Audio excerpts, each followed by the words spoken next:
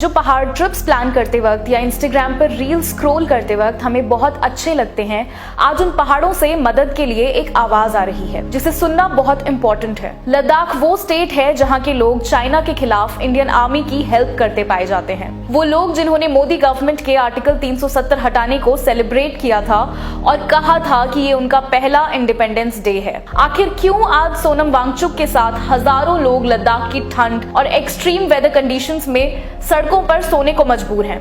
ऐसा क्या है कि सोनम वांगचुक को आमरण अनशन यानी फास्ट अनटू डेथ अनाउंस करना पड़ा? आखिर क्यों केंद्र के कानों तक लद्दाख के लोगों की मदद के लिए पुकार नहीं पहुंच पा रही है? लद्दाख की डिमांड्स मानने में आने वाली किन परेशानियों की केंद्र बात कर रहा है? आखिर छठी अनुसूची में क्यों आना चाहता है लद्दाख? इन सभी सवालों का जवाब हम ढूंढेंगे, लेकिन इस सबसे पहले जानते हैं कि आखिर लद्दाख में हो क्या रहा है। आर्टिकल 370 हटने के बाद से ही लद्दाख संविधान की छठी अनुसूची में आने की मांग कर रहा है। पिछले कुछ समय में ये मांग काफी तेज हो गई है। यहाँ ये बताना बेहद जरूरी हो जाता है कि केंद्र ने खुद रिटन में भी और अपने मैनिफेस्टो में भी लद्दाख से ये वादा किया था कि उन्हें कॉन्स्टिट्यूशन के 6th शेड्यूल में डाला जाएगा। संविधान की छठी अनुसूची आखिर क्या है? छठी अनुसूची के प्रावधान भारतीय संविधान के अनुच्छेद 244(2) और 275(1) के तहत प्रदान किए गए हैं। इस अनुसूची में असम, मेघालय, त्रिपुरा और मिजोरम राज्यों में जनजातीय क्षेत्रों के प्रशासन से संबंधित प्रावधान शामिल हैं। पिछले 70 सालों से लद्दाख के लोग अपनी आइडेंटिटी की लड़ाई लड़ रहे थे। 2019 में जब आर्टिकल 370 हटाया गया तो लद्दाख के लोगों ने जोर शोर से सेलिब्रेट किया।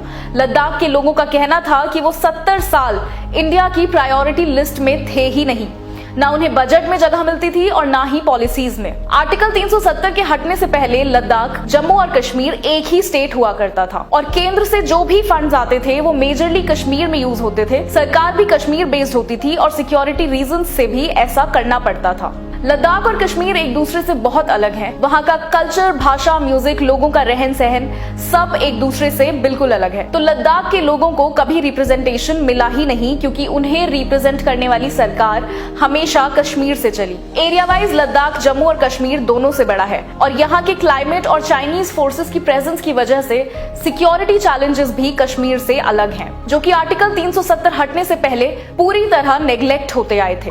लेकिन आर्टिकल 370 तो अब हटा दिया गया है, तो फिर ये लोग क्यों प्रोटेस्ट कर रहे हैं? लद्दाख को यूनियन टेरिटरी जरूर बना दिया गया, लेकिन वो काफी नहीं था। ये पहला कदम था। 2 तरह की यूनियन टेरिटरीज होती हैं, विद लेजिस्लेचर और विदाउट लेजिस्लेचर। जैसे दिल्ली एक यूनियन टेरिटरी है लेकिन विद लेजिस्लेचर। वो बाकी यूनियन टेरिटरीज की तरह केंद्र के अंडर आती है, लेकिन उसके अपने इलेक्शंस भी होते हैं।